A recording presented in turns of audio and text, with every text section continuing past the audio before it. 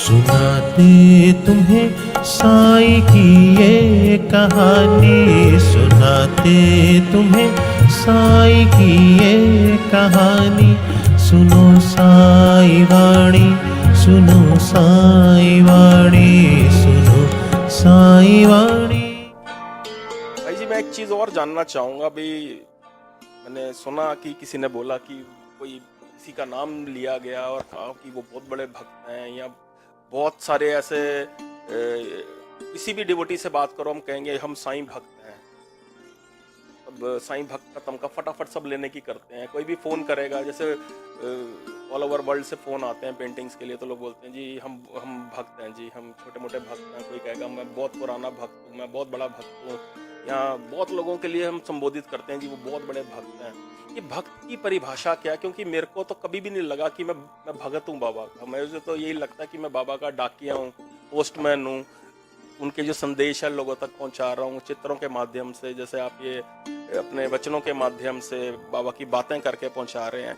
ये भक्त की परिभाषा है क्या? भक्त कहलाना अपने आप को, मैं ये नहीं कहता कि भक्त नहीं है, सारे ही जुड़े हुए जो हैं बाबा के डिवोटी हैं, जो बाबा को फॉलो कर रहे हैं। हम ये कह सकते हैं कि हम बाबा के फॉलोअर्स हैं, बाबा को फॉलो कर रहे हैं, बाबा के पद चिन्हों पे हम या उनके दिखाए हुए रास्तों पे चलने की कोशिश करते हैं। ये भक्त की परिभाषा क्या है? ये किसी ने सवाल भी किया था, ये भक्त क्या है, ये भक्त की परिभाषा क्या, और कौन हुए हैं भक्त, और क्या हमें ये संबोधित करना चाहिए अपने आप को कि हम जी साईं भक्त हैं, हम बहुत बड़े भक्त हैं जी। ये इस कथा के दौरान ये भी अनुभव हुआ है, जब लोग अपना इंट्रोडक्शन देते हैं या किसी के माध्यम से अपना इंट्रोडक्शन कराते हैं, तो साईं बाबा के बहुत बड़े भक्त हैं, ये मैंने भी सुना है। तो देखिए, भक्ति एक ऐसा शब्द है जिसका पर्यायवाची दुनिया की किसी भी और जुबान में नहीं। आप इंग्लिश में देखो तो जो closest word is devotion. Devotion is not भक्ति। भक्ति कुछ और होती है। सबसे आप उर्दू में देखो तो इबादत, उसके अलावा और कुछ नहीं है। इबादत को अगर हम साधारण रूप से रूपांतरित करें तो होती पूजा। पूजा और भक्ति में फर्क होता है। भक्ति मतलब प्रभु में, हमारे आराध्य में, हमारे इष्ट में। देखिए, हम सब उम्र के उस पड़ाव से गुजरे हैं, हमको कभी न कभी किसी न किसी से एक बहुत इंटेंसिव मोहब्बत की फीलिंग हो, और जब ये फीलिंग हमारे मन में आती है, तो मैं आपको इसलिए बता रहा हूँ ये कि हमें लगता है, तब वो सिम्टम्स क्या होते हैं। हमें लगता है कि हम हमेशा जिससे मोहब्बत है उसके आसपास रहें, हम कहीं भी जाएं, लेकिन लगता है कि बातें उसी की हों। हाँ? हमें लगता है कि हम उसको सुनते रहें। हाँ? जब ये सिम्टम्स आपके अंदर साईं बाबा के लिए, अपने आराध्य के लिए आने लगे, तो आप समझो कि आप भक्त बनना शुरू हुए हो। आपको साईं बाबा की हाजिरी हर जगह महसूस होने, बाबा दिखे, बाबा को नजरें ढूंढ रही हो आपको। आप 2 लोग बैठे हो, 4 लोग बैठे हो, 10 लोग बैठे हो, आपको लगे कि बाबा की ही बातें हो, बाबा की ही बातें हो। आपको लगे कि मैं बाबा को सुन सकूं, मैं उसको देख सकूं। हम पिक्चरों में देखते हैं कि वो गर्लफ्रेंड को देखने के लिए जो हीरो है वो बालकनी में खड़े होने का उसका टाइम देखता है, वो फोन पे बात करके बालकनी में आऊंगी तुम देखना मुझे। वैसा लगता है कि बाबा को मैं कहीं से देखूं, बाबा मुझे कहीं से। जब ये फीलिंग अंदर आती तो समझो कि हम साईं से इश्क में पड़ गए। वो है भक्त। जब आपको साईं के अलावा और कुछ ना सूझे, जहां भी जाऊं ये लगता है तेरी महफिल। बस ये लगे। आज हम और आप बैठ के बात क्यों कर रहे हैं? हमको सुनने वाला ये, बातें करवाने वाला ये, सूत्रधार ये है, मुझे आपको मिलवाने वाले, मेरा आपका कोई पुराना ऋणानुबंध है जिसके साक्षी बाबा हैं, जिनकी हाजिरी में हम उस ऋणानुबंध को पूरा कर रहे हैं। हमारे हर हर हर अच्छे बुरे का हम जब हिसाब किताब साईं के हाथों में, वो भक्ति की शुरुआत। भक्ति शब्द में ही भक्ति की परिभाषा छिपी हुई। भक्त वो होता है, वो इस किताब में भी बाबा ने लिखवाया है, कि जो विभक्त ना हो, जो डिवाइडेड ना हो, जो one point, single point concentration के साथ किसी भी में, चाहे बाबा का पूरा स्वरूप हो, बाबा की आंखें हो, या बाबा का कोई स्वरूप नहीं हो लेकिन साईं हो।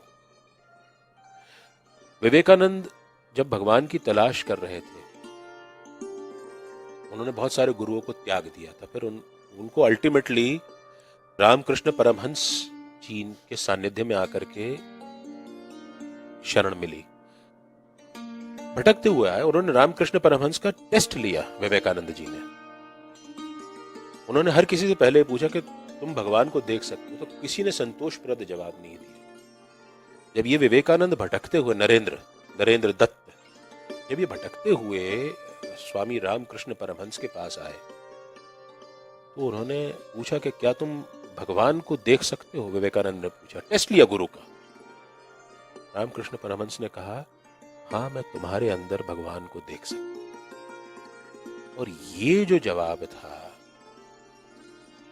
उसके बाद विवेकानंद बने, नरेंद्र दत्त विवेकानंद बने, रामकृष्ण परमहंस की शरणा में आए। रामकृष्ण परमहंस ये कहते थे कि मेरी और काली की जो रिश्तेदारी है, काली माई के बहुत बड़े भक्त थे राम, कैंसर से पीड़ित थे, सब कुछ था, वो कैंसर से ही उनकी मृत्यु हुई। तो वो ये कहते थे कि मेरे और काली के बीच में काली भी नहीं आनी चाहिए। तो मेरे और साईं के बीच में साईं भी गायब हो जाए तो मैं साईं का भक्त। हम में से कितनों के जीवन में साईं और हमारे बीच में से साईं गायब हो गए, वो स्वयं अपने आप को भक्त मान, बाकी कोई भक्त नहीं है। हम सब बाबा के कृपा पात्र हैं, केवल उनकी कृपा से हम ये सब जो कर पा रहे हैं। आप चित्र बना पा रहे हैं, मैं कुछ शब्द बोल पाता हूँ, ये सब कुछ गा पाता हूँ, ये कुछ हो पाता है, ये सब उनकी कृपा से संभव। हम सब उनकी कृपा पाते हैं, हम उनके हरकारे हैं, जैसा आपने कहा ना, डाकिए हैं, पोस्टमैन। हम उनकी बातें लोगों तक पहुंचा रहे हैं। कहीं ना कहीं हम लोगों को भक्त बनने की ओर बाबा ने हमको जरिया बना रखा है कि हम लोगों के अंदर भक्ति की ज्वाला को जागृत कर पाए।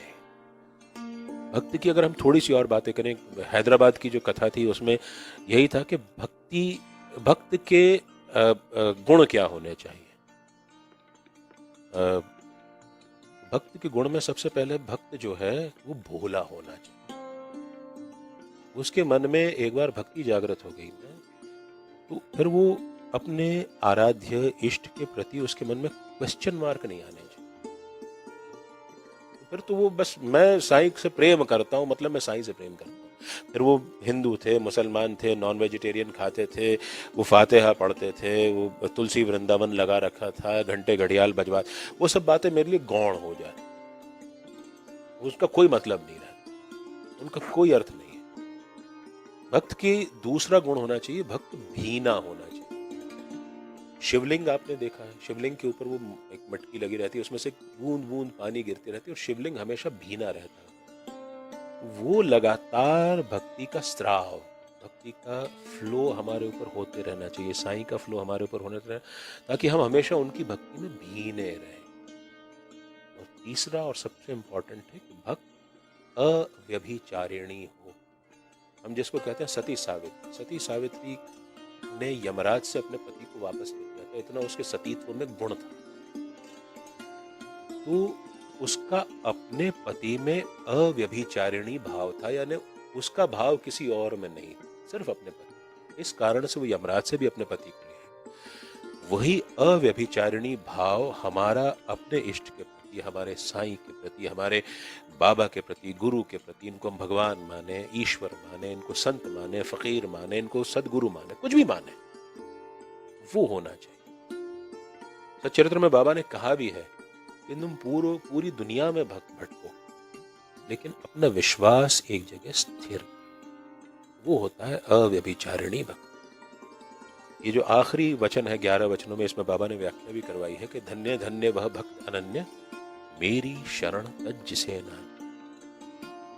तो मेरी शरण को छोड़ करके अगर तुम कहीं जाने की नहीं सोचते हो तो तुम मेरी जिम्मेदारी बन जाती। तुम्हारे अच्छे और बुरे के प्रति मैं न सिर्फ जिम्मेदार हूं बल्कि मैं जवाबदेह हूं। Not only responsible, I am accountable as well. मैं अकाउंटेबल हूं तुम्हारे लिए, तुम्हारे अच्छे और बुरे के लिए तुम मुझ पर आश्रित रह सकते हो। जब ये भाव हमारे अंदर आता है तो हम धीरे धीरे शायद भक्ति की सीढ़ी चढ़ना शुरू करते हैं।